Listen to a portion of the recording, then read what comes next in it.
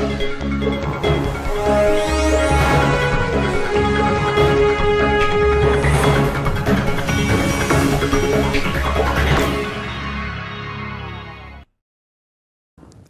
alaykum hörmətli televizor görgüçülər. Bugünkü İstiqlal televiziyası xəbərlər proqramımızğa qədəm təşrif qılğanlarını qızğın qarşı alımız.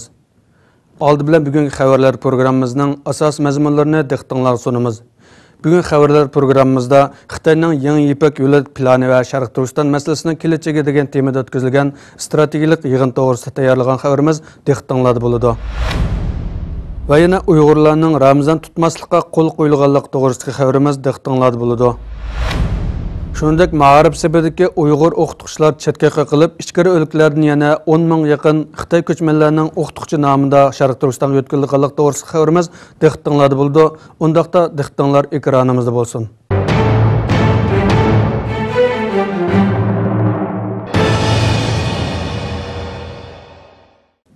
Xitoyning Yangi İpək yo'li plani va Sharq Turkiston masalasining kelajagi temasida leksiya yig'ini ochildi.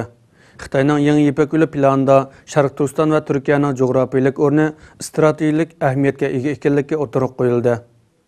Xitoyning Yangi İpək yo'li planida Sharq Turkiston va Turkiyaning jo'grafiyalik o'rni strategik ahamiyatga ega ekanligi o'tirib qo'yildi. Sharq Turkiston ma'arif hamkorlik jamiyatining o'rinlashtirishi bilan 10 iyun shanba kuni jamiyatning Istanbul Chabadagi yig'in zalida Xitoyning Yangi İpək yo'li plani va Sharq Turkiston masalasining kelajagi degan temada strategiya leksiya yig'ini ochildi. Bu qatimqi strategiya leksiya yig'inida Ankara Hacettepe Universiteti tarix fakültesi o'qituvchisi, shunaqla strategiya mutaxassisi dotsent doktor Erkin Akram apandi Xitoyning Yangi İpək yo'li plani va Sharq Turkiston masalasining kelajagi degan temada leksiya so'zildi. Yig'inda adı bilan Sharq Turkiston ma'arif hamkorlik jamiyati raisi Hidayatullo O'g'uzxon ichilish nutqi so'zildi. Ve Anvar Qarimning Qur'on Karim tilovat qilishi bilan yig'in boshlandi. Yig'inda doktor Erkin Akram Xitoyning Yangi İpək yo'liga oid plan loyihasi 1987 yildan tortib 3 bosqichliq 50 yillik plan bo'yicha elib berilayotganligini, 2025 yildan tortib yana bu Yangi İpək yo'li plani uchun 1 trillion dollarga yaqin mablag' ajratilganligini, bu plan 26 davlatni bevosita, 40 dan ortiq davlatni vositalik o'z ichiga olganligini ve öz növbətində bu planın yana Rusiya, Yaponiya, Hindistan, Amerika hamda başqa Şərq və Şərq Cənubi Asiyadakı nurlanğan dövlətlərinin qarşılıqlı rəqabət və xirislariga duch keldiganligidek bir qator ahvollarni Pakistan və Afg'onistonda yuz berayotgan voqealarni misol elish bilan so'zlab o'tdi. Yig'inning davomida yana bu Yangi İpək yo'li loyihasida Sharq Turkiston va Turkiyaning eng halqiliq rol o'ynaydiganligi, Sharq Turkiston tuprog'i bu planning chiqish ishiga, Turkiya bo'lsa bu plandagi Yevropaga o'tish ishiga ekanligi, shu sababdan Sharq Turkiston bilan Turkiyaning bu loyihadagi strategik o'rnining intayin muhim ahamiyatga ega ekanligi, bu sababdan Xitoy Sharq Turkiston masalasini ovoz chiqmaydigan holatda uzlukesil hal qilish uchun barliq amal choralar bilan tirishayotganligi o'tirib qo'yildi.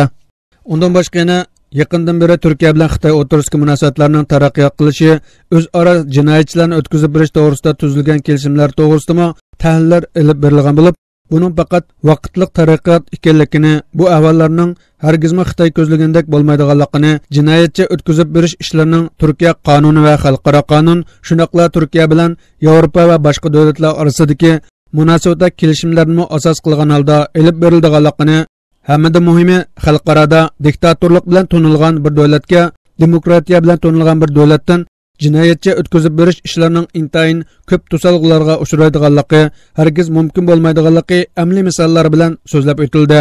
Leksiya oxirida faoliyatga qatnashuvchilarning so'rgan savollariga qanoatlanarli javob berilgandan keyin yig'in oxirida kollektiv holatda iftor qilindi. Bu qatimqi leksiya yig'ini nihoyatda jonli kayfiyat ichida olib borilgan bo'lib, ko'p sondagi qatnashuvchilar zal ichiga patmaganlikdan o'r turib leksiya angladi. İpək yolu boyunca münasebetlik olan devletler normalde 26'da küstüdü ama çetişip bakan devletlerle birlikte 40 devlet.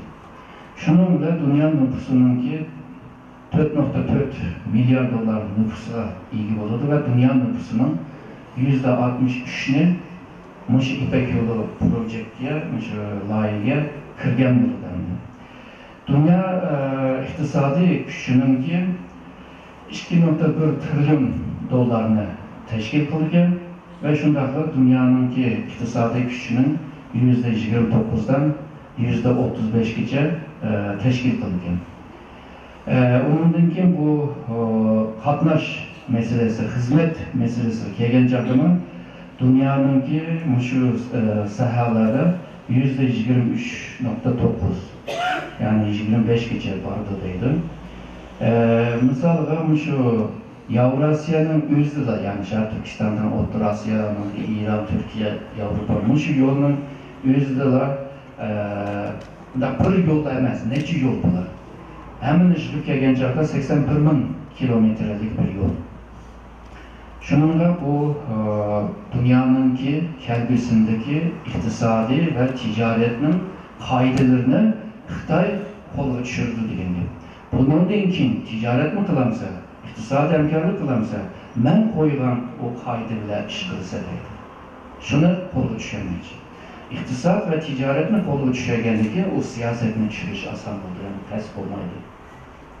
Hem de Xitay'ınki hazırda iktisadi gücü ve xavfsizlik gücünü güçlendirmedi. Amerika ile seliştirip olmadı, o toprağı. Ama onunla karab minvadı da tırışmadı. Şununla kelbisinde Xitay Cihangir devlet oluşunun ki yolunu izlevadı.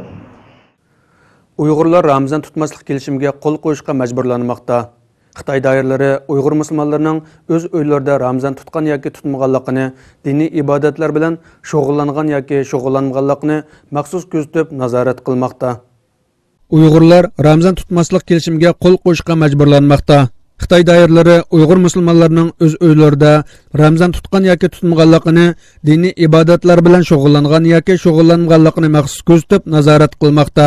Türkiye Ak Radyo Toru'nun 14. iyun gündeki xabarida Xitoy doiralari Sharq Turkistondagi zulm va besimlarni Ramazan oyi kirgandan keyin texmi yuqori pallaga chiqarganligi tilga olingan bo'lib, Uyg'ur musulmonlarining o'z uylarida Ramazan tutgan yoki tutmaganligini, diniy ibodatlar bilan shug'ullangan yoki shug'ullanmaganligini maxsus kuzatib doklad qilish xizmatlarini olib berayotganligi xabar qilingan.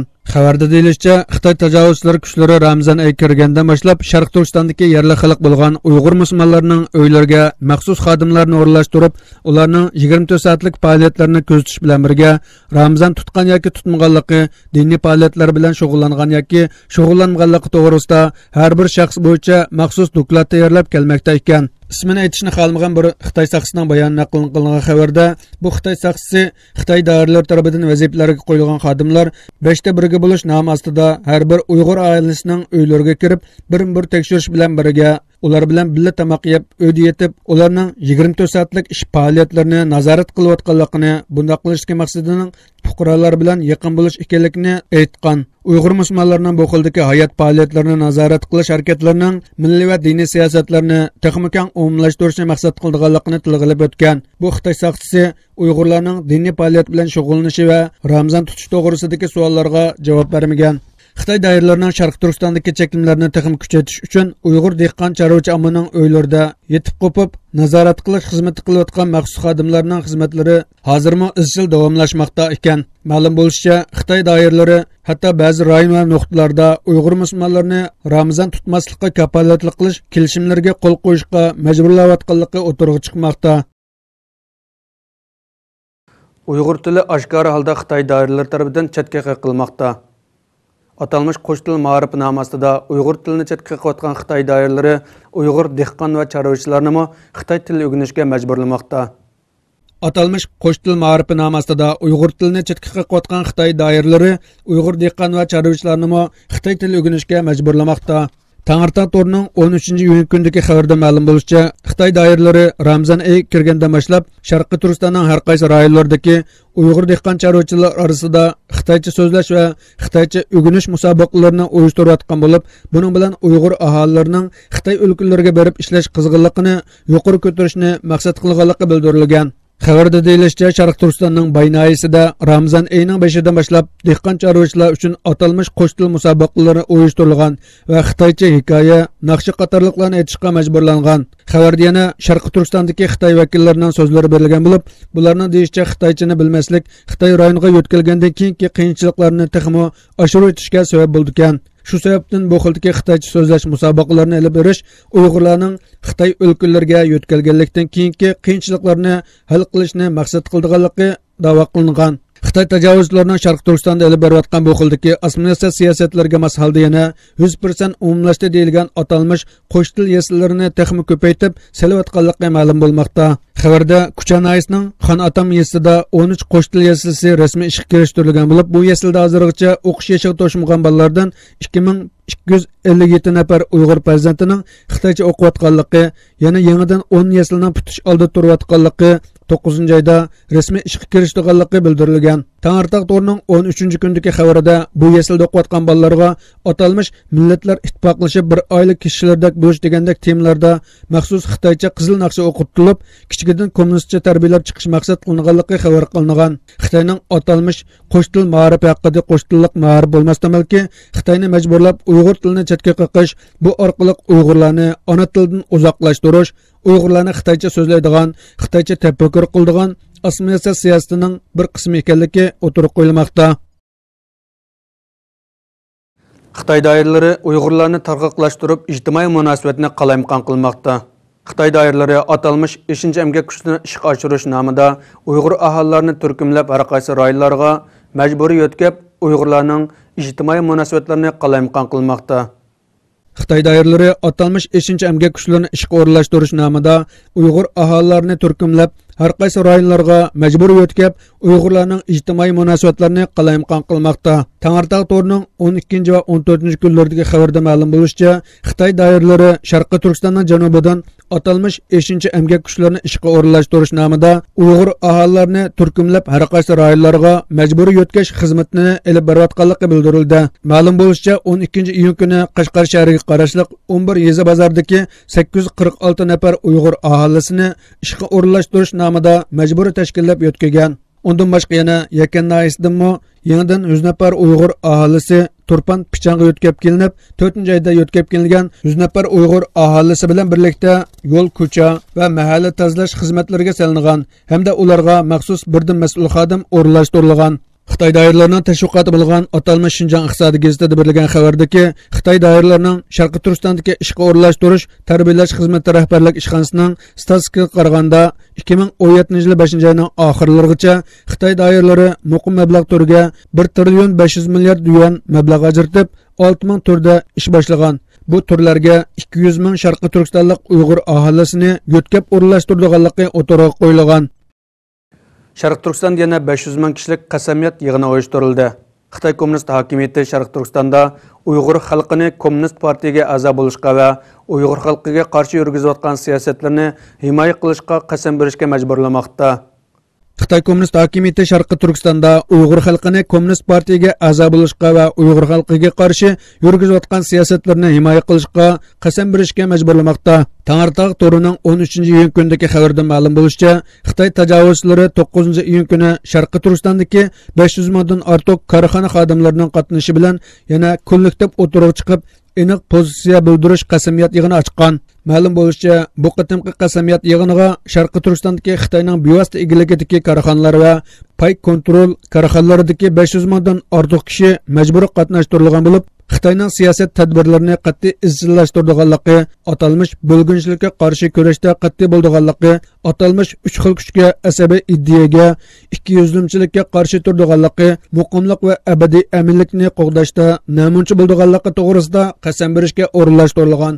Har qaysi rayonlarda o'xshash vaqtda elib berilgan bu qatimqi aniq pozitsiya bildirish qasamiyat yig'iniga majburiy qatnashtirilgan kishilar naq maydonda kollektiv holda qasam bergizilgan hamda oldin tayyorlangan va'dnomaga imzo qo'ydirilgan. Uyg'ur o'smirlar yetimlar vaqfining ochilish murosimiga qatnashdi. Uyg'ur o'smirlar va ularning bir qanchasining oilasi Istanbulda bu yil yangidan qurilgan yetimlar vaqfining ochilish murosimiga taklif bilan qatnashdi. Uyg'ur o'smirlar va ularning bir qanchasining oilasi Istanbulda bu yil yangidan qurilgan yetimlar vaqfining ochilish murosimiga taklif bilan qatnashdi. 10-iyun kuni Istanbulning Fatih rayonidagi Mehrima masjidining ichki hovlisida o'tkazilgan ochilish murosimida bu vaqfning raisi Mehmet Gulsad tarafandi so'z qilib, vaqfning qurilish g'oya maqsadlari to'g'risida to'xtaldi va dunyoning har qaysi joylaridagi yetim bolalarga yordam berishni maqsad qilganligini bildirdi. Shundaqla kishilarni bu vaqfni qo'llab-quvvatlashga chaqiriq qildi. Bu murosimga Turkiya bosh ministrining bosh maslahatchisi Umar Faruk Korkmaz, Turkiya parlament a'zosi Ravza Qavoqchi kan qatorliq muhim shaxslar va ko'p sonda ommaviy tashkilotlar rahbarlari shundoqla a'zolar qatnashdi. Bu yetimlar vaqtining ishlish murosimiga Sharq Turkiston Ma'arif hamkorlik jamiyatiga vakolatan Nuzgum yetim bolalar fondi jamiyatidan ta'minlanayotgan o'smirlarimizdan 10 dan ortiq o'smirlarimiz va bir qancha onalar qatnashdi. Murosimda so'zga chiqqan rahbarlar yetimlar vaqtining ishlishi, xizmat maqsadlari va planlari haqida to'xtalgandan keyin mazlum xalqlarning ahvolini bayon qilib, Sharq Turkistondagi zulm haqida, shundaqla zulmga uchragan Sharq Turkiston xalqining beshiq kelayotgan har jihatdagi qiyinchiliklar, ularga ig'dorchilik qilish mas'uliyati haqida to'xtaldi. Faoliyat oxirida Sharq Turkistonlik bir nafar o'smirimiz sahnaga chiqib, duo qilib berishga taklif qilindi va qilingan duoga hamma birdek amin sadoni yangratdi. Qo'llariga har xil hadiyalarni olgan o'smirlarimiz suyunish ichida rahmatlarini bildirib qaytishdi. Xitoy Yevropada kishilik huquq himoyachisi qiyofatiga kirib oldi. Dunyoda eng ko'p kishilik huquq dafsandichilik ilib borayotgan Xitoy hokimiyati Yevropada o'zini xuddi kishilik huquq qo'g'irchisi qiyofatiga kirib olib, ko'z bo'yamchilik qilmoqda. Dunyoda eng ko'p kishilik huquq dafsandichilik ilib borayotgan Xitoy hokimiyati Yevropada o'zini xuddi kishilik huquq qo'g'irchisi qiyofatiga kirib olib, ko'z bo'yamchilik qildi. Xitoy Yevropada 140 dan ortiq davlat nomidan nomratlikni tugutish va kishilik huquqning ishiga oshirish qo'shma bayonotni e'lon qilgan. Xitoyning Yevropada doim turishlik bayonotchisi Ma Jiaoshu Yevropa kishilik huquq komitetining 35-qatimliq yig'inida so'z qilib, nomratlikni tugutish bo'lsa, kishilik huquqni amalga oshirish va taraqqiyot ilgari surishning muhim yo'llaridan biri ekanligini bildirgan. Dunyoda taxminan 800 milliondan ortiq kishining nomrat ichida turayotganligini, nomratlikni azaytish va tugutishning xalqaro jamiyatlarning oldiga qo'yilgan muhim masala ekanligi tilga olingan hamda buni hal qilishdagi 4 turlik moddani o'tirib qo'ygan. O'zliksiz taraqqiyotni ilgari surish kerak, tanglik va barobarlik prinsipida ching turish kerak, keng doiralik siyosatlar hayotga tatbiq qilinishi, keng doiralik siyosatlar amallanishii kerak.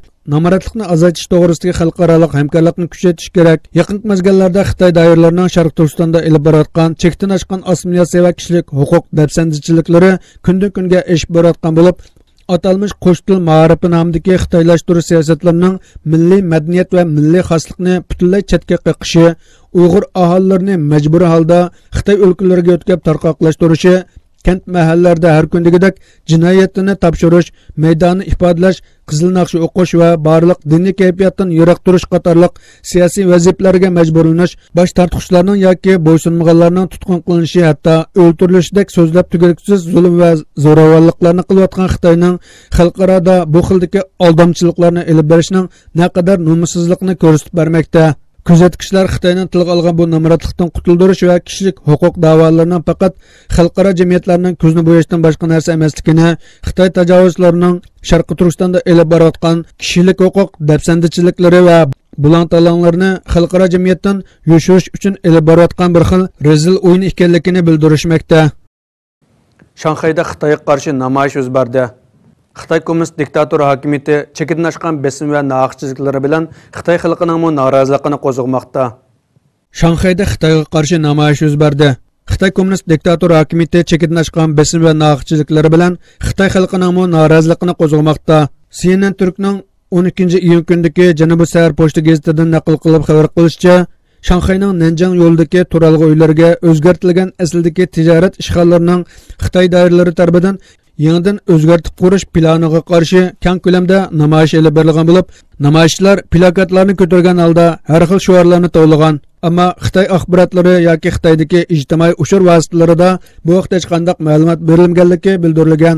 Shanxaydagi uy bahosining shiddat bilan o'sishi natijasida uy olishga kuchi yetmagan kishilar Nanjang yo'lidagi arzon barliq tijorat ishg'ollarini sotib olib, oshxona va hojatxonalar qilib o'zgartgandan keyin o'ltiroq uy qilib ishlatgan ekan. Shundan keyin Shanxay o'ltiroq uy ishxonasi 17 may kuni uqtirish chiqarib, o'ltiroq uy qilib o'zgartirilgan asldagi ishg'ollarni yangidan radga solishni planlaganligini e'lon qilgan. Shanxay yerlik doiralarining Xitoydagi ommaviy aloqa to'ri Weibo'da e'lon qilgan uchurga qaraganda, bu qatimqi o'zgartib qurish plani 17 million kvadrat metr doirani o'z ichiga oldi ekan. Bu yil Shanxayda yangi uylarning bahosi o'tgan yilga qaraganda 45% o'rlab ketgan. Shuning uchun xalq noroziligini ifodalab namoyish olib bormoqda ekan. Hörmətli televizor görüşçülər, şundaq qılıb bugünkü xəbərlər proqramımız məşu yerdə axırlaşdı. Yan bir qatınq proqramımızda görüşkücə sizlərə Cənab Allah tapşırman. Assalamu alaykum və rahmetullahi və barakatuhu.